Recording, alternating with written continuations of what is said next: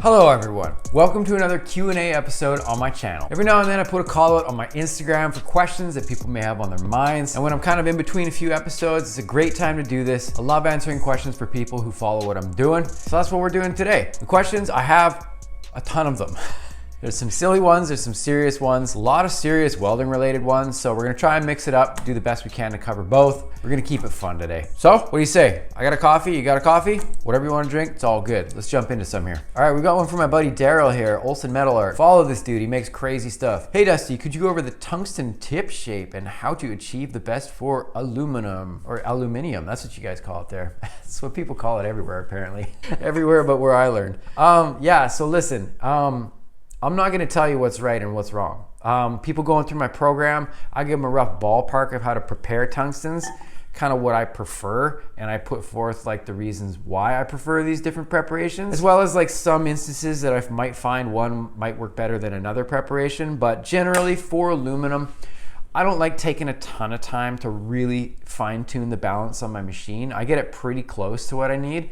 But I find putting a ball on the end of your tungsten gives you a little bit of wiggle room. So think of it like this. Okay, so let's talk about a tungsten preparation, something like, okay, like for some stuff that's really thin, I'll run like a little heavier on the positive side. So let's call it like 35% positive, 65% negative. My math is right on that, isn't it? Yeah, we're good. So if I have it prepared to like more of a point where it's like a little blunt or a tiny little ball on the end of it like that, if I'm running real thin stuff like corner to corner, where I'm like bumping the pedal to simulate a pulse or something like that on thin stuff, that's gonna work really nice. I'll be able to weld a ton of stuff, and that tungsten, I mean, aside, I don't destroy it by dipping it, is gonna last quite a bit. Now, if I were to take that same tungsten preparation and that same balance and then start welding some stuff at like 220 amps or something like that, like a heavier fillet weld or something like that, that tungsten, that tip of the tungsten is gonna be tripping out. It's gonna be wobbling all over the place. So it depends. I prefer to kind of err on the side of caution where I make like more of a ball that I can deal with. And that way, if I weld some thin stuff, I still have good control over it because I taper my points and then put a ball on the end. But if I'm gonna switch over and weld some hotter stuff, that ball is still gonna be cool. It's still gonna hang on and not trip out too bad. So again, personal preference. Like, geez, like some people have like really nice like Dynasty machines and stuff like that. Those balance settings are way more like kind of fine-tuned as far as like what you can get away with. So you'll see people running just straight points on their tungstens and whaling on real hot stuff with high frequency on their machine.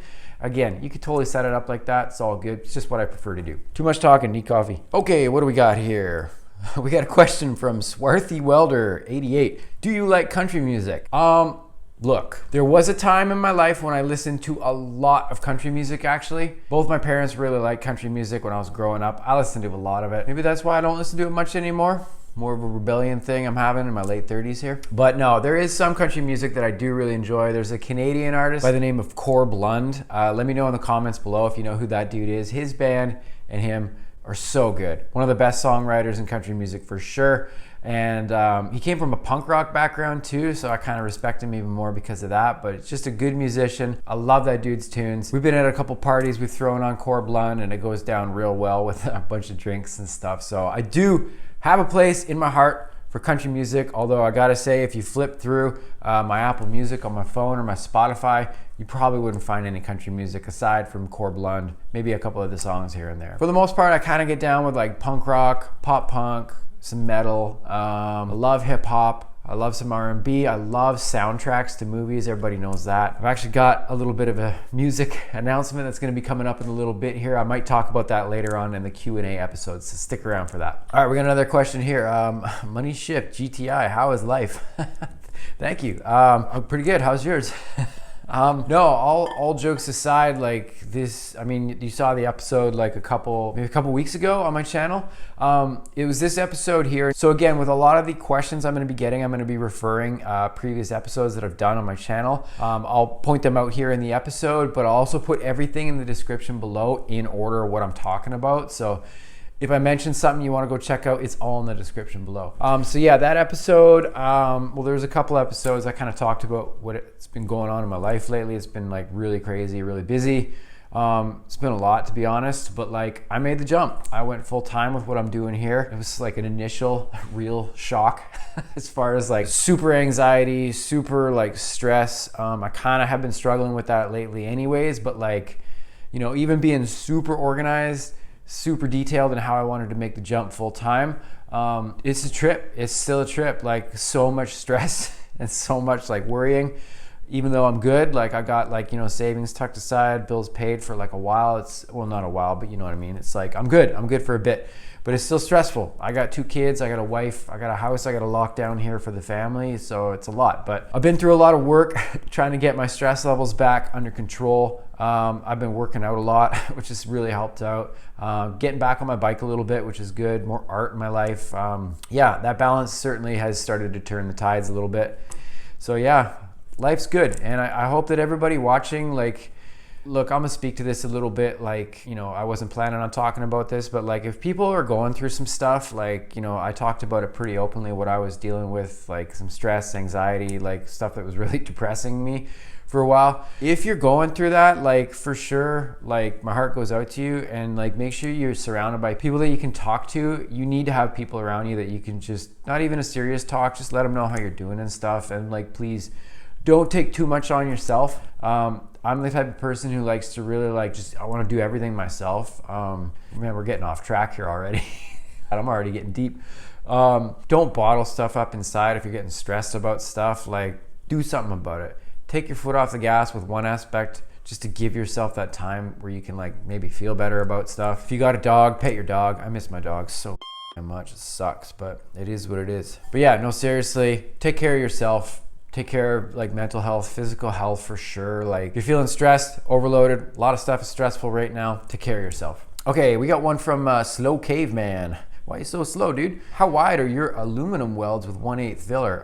That depends. It depends. I think I did this episode here where I talk about how I use 1/8 filler material for almost anything. Thin stuff, wide stuff. I'll do another episode. This one links to an episode I just did where I make welds that are huge with 1/8 rods. So, I mean, the versatility of what I can do with that filler material is kind of what I've learned over the years. I'm comfortable with it, and I've kind of learned like the boundaries of how I can push it as far as how like small I can make stuff, how thin I can make stuff while still getting good penetration and all that important stuff. But also how far I can push it to make things a little bigger, and a couple loopholes that I figured out how to do that safely. So again, that episode goes over all that stuff. Check that one out. Okay, we got another question here. When are you gonna do another art video? Okay, I mentioned this earlier. I got an art video that's coming out real soon here. This one I have been working on for intermittently over a year now. I've done little projects here and there that were really cool, kind of like helped fill the void of when I was too busy. I just needed to break off and do some art stuff. But these pieces that I do, like the one I'm showing right now, this takes like a really big commitment physically as far as workspace. I gotta make a mess to make these things happen. But also like, they're a lot to mentally take on because it's like pretty daunting to work on some of these big pieces. A lot of the stuff I'm doing is like both with the welding, the painting, engraving, all the other features I put into these art pieces is really stressful. Like it's really hard to do a lot of this stuff. So I kind of like catch myself feeling a little bit like chicken about getting back into it. And this one certainly has like put me through my paces to get it to the point of where it's at now. But listen, so I talked about this briefly as far as music goes. I'm gonna be incorporating my art pieces with the medium of music in a way that I've never done before, and in a way, to be honest, I've never even seen done anywhere before with an art piece. So that episode is supposed to come out the end of this month. Again, the art piece isn't totally done. I'm getting there, but I'm not gonna push it. If this piece is not happy and I'm not happy with the way it's looking, then I'll just push it back another month. But I got another one that's cooking and it's like ready to pop off pretty soon here, and I'm gonna do it in a way that I have never done an art piece before. As far as a release, as far as presentation for everybody who watches my channel, I'm super, super stoked for this piece. So stay tuned on that. Okay, we got 2 questions from the same person here. Bulldog 0086, how about a stainless steel course, as well as will you be offering an advanced course, different joints and stuff? Stay tuned. It's like a 6-month plan for me to really expand on what I've done so far as like making an online TIG welding school. I got more coming. It's gonna be sick. All right, we got one from Jimbo's Metal Art here. Shout out, thank you so much for following me for quite a while. I bought a new Pulse 3-in-1 welder with a Teflon liner and reel of aluminum. I haven't been game to try it, so I'd love some do's and don'ts. Okay, listen, do's and don'ts as far as settings and stuff, just without seeing it or trying it, I probably can't ballpark it for you. But dude, try it out. So a lot of people don't know this, but I'm fully certified in MIG welding as well. I have all my CWB tickets for wire feed, all positions and everything. I love MIG welding. I was really lucky to be in a shop where there was like a girl and like a bunch of dudes working there that were super, super good at wire feed. So I was lucky enough to have some people around me that kind of like helped me out with that a little bit. But essentially, like, just try it out, man. Like, just get into it. Like, I definitely recommend kind of seeing what the recommended settings are for that machine. Get comfortable with some clean material. Like, I find with wire feed, there's a lot more moving parts. So with a lot more moving parts, there's a lot more chance, especially if it's water cooled, a lot more stuff can go wrong. So there's a lot more things to set up properly and make sure they're done up like correctly and everything. So starting out on like flat, super clean material is gonna be like a really great way to eliminate a lot of those variables. And then from there, you can start experimenting with like your amperage and wire feed range, as well as like gas flow. Really play with your gas flow as well and make sure everything's cool, but like just get into it, man. Like MIG welding is so fun. Like I love MIG welding. And like a lot of the times, like if I'm just, like when I was teaching at the college here, I would pop in and help people out with their MIG welding. And it's just like, just grab a piece of material, grab a gun, like are we kind of in the ballpark or where we should be? Like start pulling the trigger on it and like see how it goes. Listen to how it sounds. MIG welding's cool because you can kind of listen to what it sounds like. And you could tell right away if it's like, you know, needing some adjustments with like your voltage, or trim is another term that we call with aluminum a lot with wire feed, as well as amperage. And I mean, your gun angle and everything's you could take the same settings and just try a different gun angle, you're gonna get different results. So really do your work on just getting comfortable and getting familiar with it, and then just like get stuff that's clean on a simple setup that's nice and flat. Just work your way up from there, it'll be all right. Okay, Greg, my buddy Greg, GAW 9576. Have you had any time to BMX lately? Well, yes, I've been back on my bike a couple times. I just ordered some new parts for it. I'm really excited to kind of get back into it. Like weirdly enough, as the weather's starting to turn like really poor up here again. But I've got some undercover riding spots I really love, and it's just more of like a stress treatment than anything right now. So I'll just get out and do that. But yes, I have been out. Just last week I was out, and I'm really, really excited to get back on my bike. I miss it so much, man. I miss it so much. But yeah, thanks for the question, Greg. I hope you're good.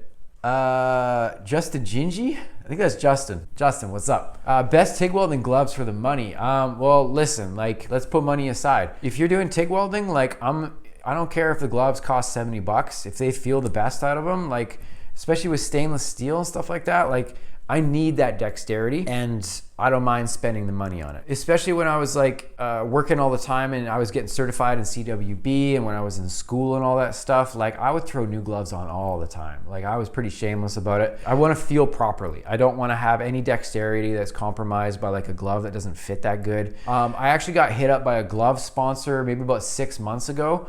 I'm not going to say who they are, just because, to be honest, it wasn't a good fit for me. Like I just didn't really like the way that they felt. Totally reputable brand. A lot of people love that stuff, but just for me personally, I didn't really like them. So they were expensive gloves, but like, I'm not going to spend money on something that doesn't feel good.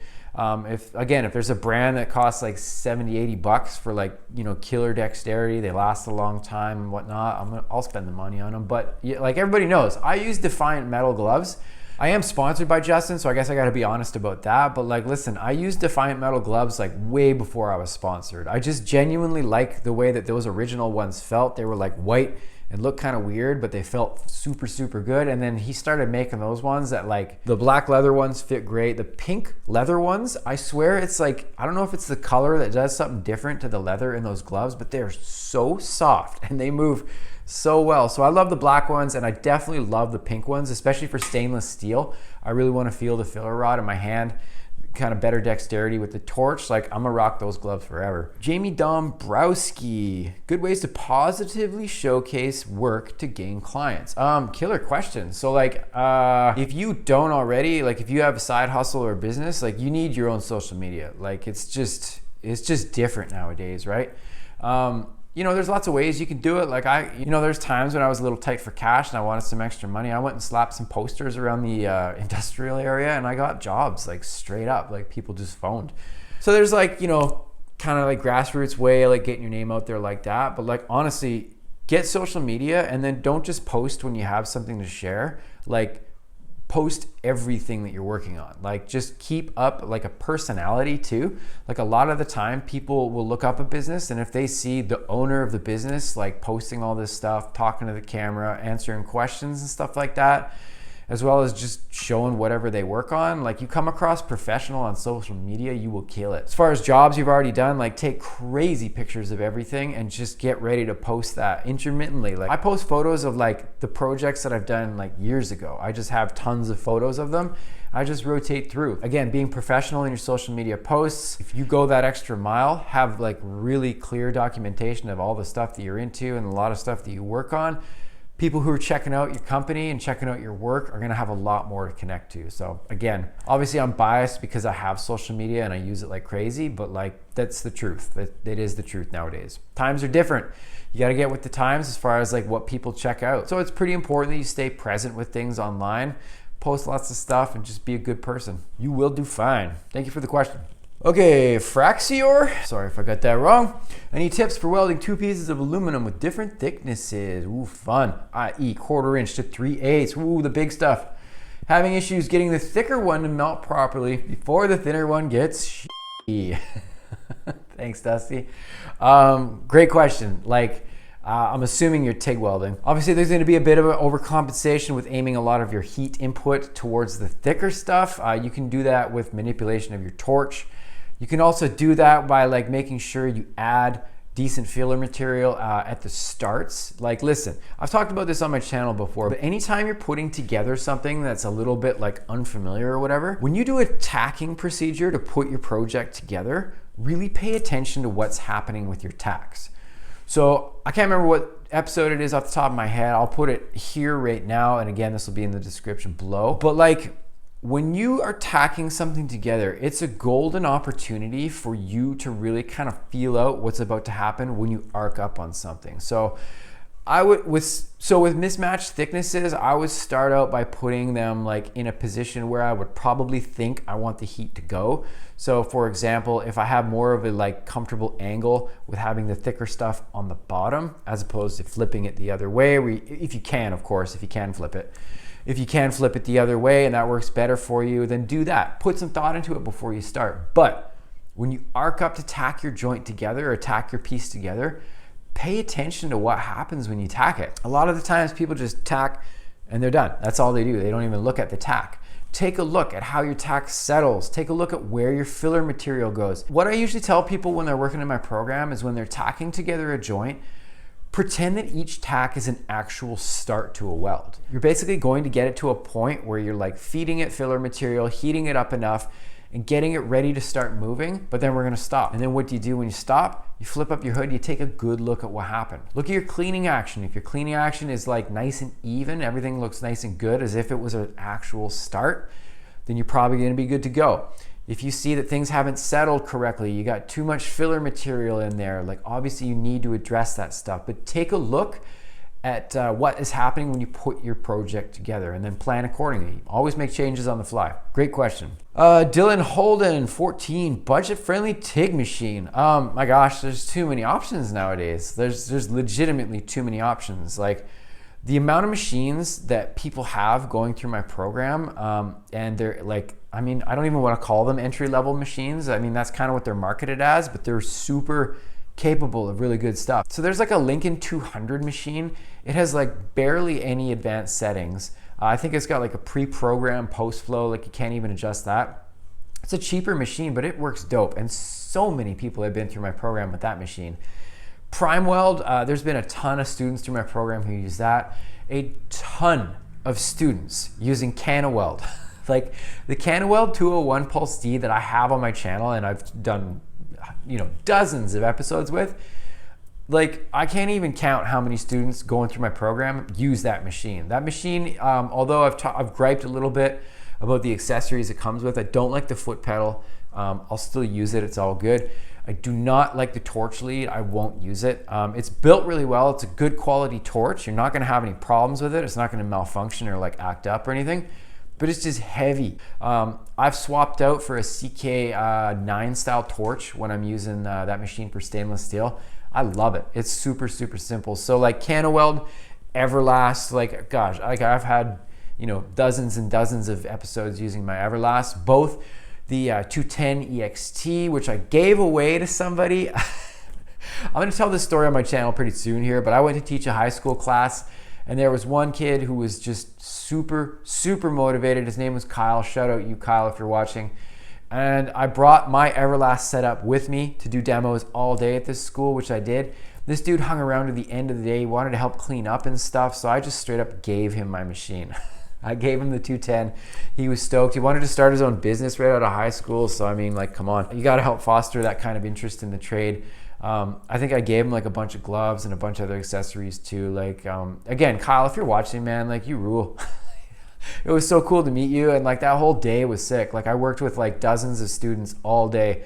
It was so much fun. So again, I should make an episode about that.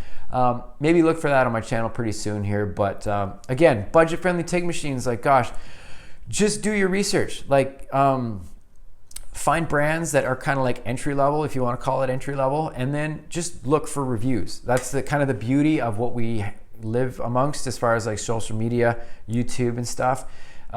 Look through comments, see what people are like saying about this stuff. Like you do not need to buy an expensive machine. You do not need to spend a bunch of money on like crazy nice gear. The nice gear is sick, but it's like, I mean, I make the joke, it's like buying nice golf gear. If you don't understand how to play golf, like buying nice stuff isn't gonna help you. So again, just do your research, see what's out there for like reviews and resources of what to check out. Do your best, and then yeah, good luck. Hit me up, let me know what you get. Stephen Kirker, hello, how are you? My welder does not have adjustable frequency. How much difference does frequency to AC welding in terms of ease and weld quality? Thanks. P.S. I love what you're doing with your channel and your life. Thank you, Stephen. That's really nice. Thank you. Look, here, I'll put it on screen right now. I use this machine at the shop where I was a welding supervisor at for nearly 20 years. I had this machine maybe 4 or 5 years after I started there. So I mean, let's call it 15 years of using this machine. It is a transformer type machine. It had obviously no frequency adjustment, very little adjustment. The balance setting was like okay, like real bare bones. And I use this machine for everything. Like guys in the shop, other guys had like really nice like inverter type machines. There was a Dynasty, that machine worked really good, but like, man, I could hang with the best of them. Like, not to toot my own horn, but like I could legitimately just take more time. Like I talked about with that other question, taking more time to set up, properly tack something together, really get a feel for what's about to happen when I start working on that project.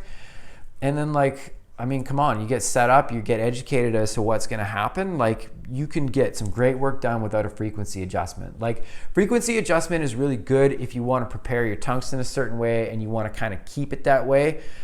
Keeping a really narrow and pointed tungsten, that helps out a lot with that. Working with really thin material, it obviously will help to really concentrate your arc into a tight area, really helps with that. But again, I did tons of that stuff with that transformer type machine. I put miles and miles on that baby. So you can get a lot of stuff done with a basic setup, but you just gotta get educated as far as what your machine can do. Get comfortable using it, make sure everything's cool and clean, everything's running really properly, and then get really prepared for whatever project you're gonna do. Plan out what's gonna happen when you start. Again, when you take the time to tack the project together, scrutinize every detail of your tacking procedure. Look at what happens with the filler material. It's about as best you can do, and then honestly, like you'll do fine.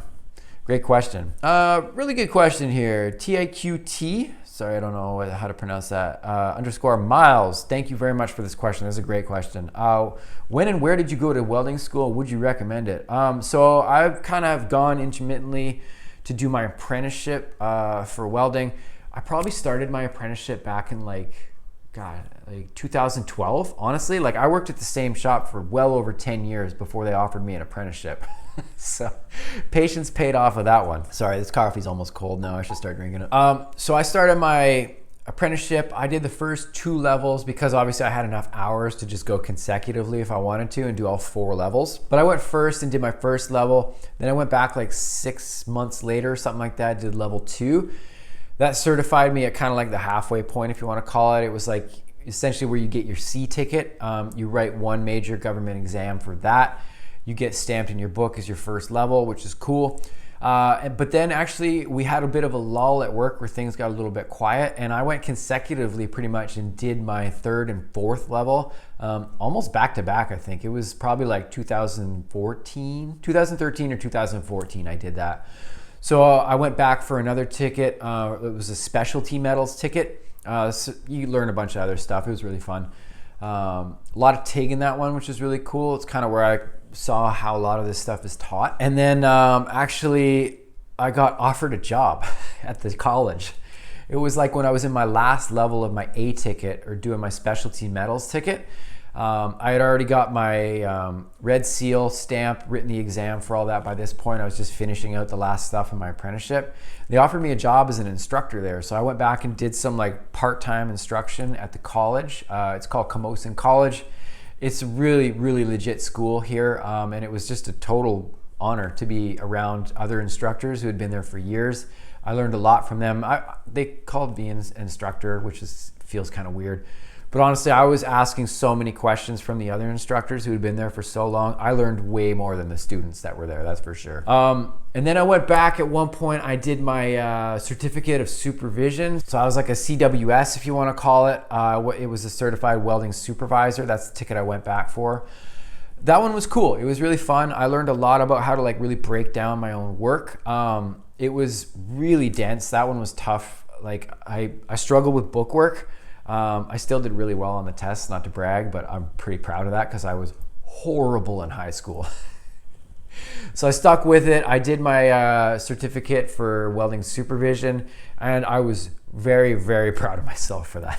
Again, I'm not bragging, but I did so bad in high school. Like, I don't even know how I graduated. I graduated on time, but like I just did not connect with schoolwork at all. There was classes like art, music, stuff like that I really did well at. So there was like, obviously like I just wasn't interested in the stuff I did terrible at. So it just goes to show, it's like, it just takes something to click with whoever, and then find like some kind of way to learn. And even though in college I figured it out, but I didn't really like the way it was taught.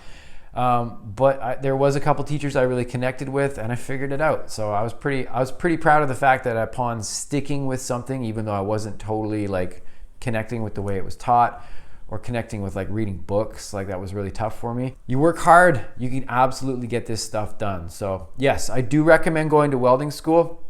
Even if you don't use, let's call it 90% of what you learn in that school, there is an understanding of industry that 100% everybody should have. And although there are other ways to learn nowadays, you can just practice at home in your garage. Like, that's crazy. You could take online programs. I offer a program for sure. There is like Welding Tips and Tricks. Jody, they offer like a program as well, as from what I'm familiar with. Tim Welds has another program too. Like, here you go, I'm shouting out other people's stuff. Like, no competition here. I genuinely mean that. There's just so many ways to learn online nowadays, free on YouTube. Like, gosh, I got like what, 200 episodes or something like that of free content. Like, fill your boots. But I mean, look at school. Traditional school teaches you a lot of stuff, and you get exposed to stuff that you would not have sitting at home, like surfing the stuff that you like on the internet. So like, be objective, learn everything you can. If you go to school, like, if you catch yourself being uninterested or like not like jiving with whatever they're teaching, pay even closer attention. Really double down on like getting everything you can from that experience. You will thank yourself for it later. Okay, we're gonna keep going here. We're still construction outside my house, dude. This is driving me crazy. We got a question here from Aiden. I really appreciate this question. This is a good one. How did you get introduced to welding, and what was your first welding job? So like, I have told this story on my channel before, but I actually like didn't have anything to do. I did take shop class in high school, but I just wasn't interested. I wasn't there mentally. I just wanted to go ride my BMX. So when I finished school, I was really into art. So I went to college for 2 years of visual arts. I did photography, filmmaking, which obviously has come in very handy here for my channel. I mean, look at these shots. Come on, these are sick. I just realized I didn't turn my light on back here. There we go. That light was supposed to be on the whole time. Look at that.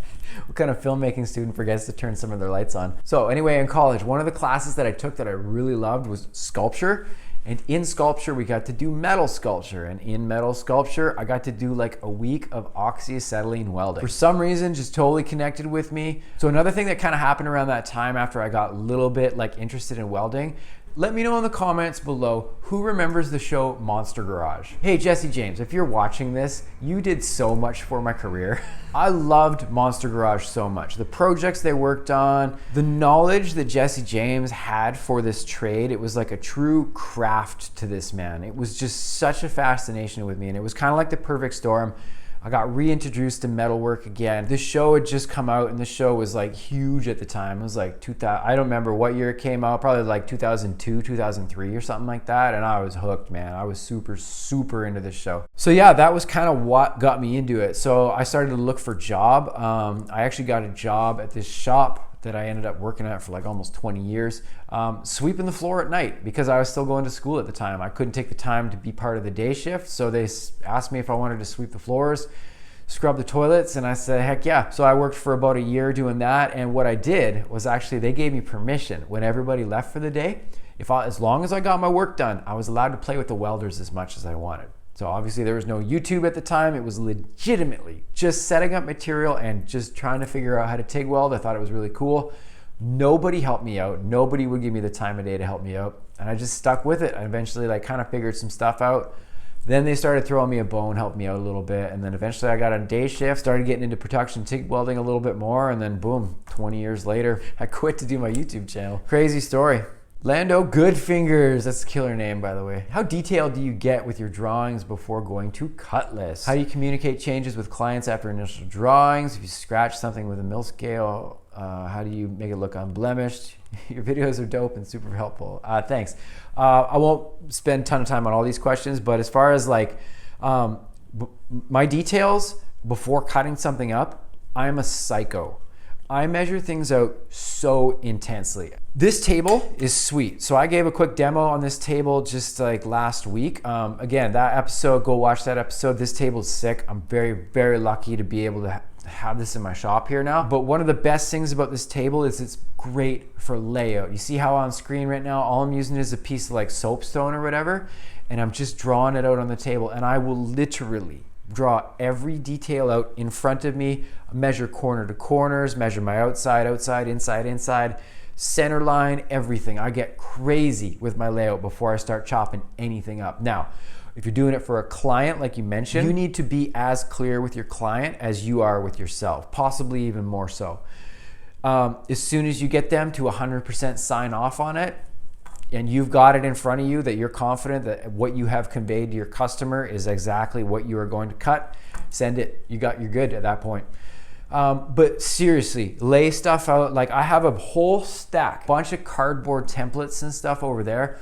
I've scribbled all over them. I have all kinds of drawings for like different headache racks, different things that I've built in here, and I'm probably going to be building again.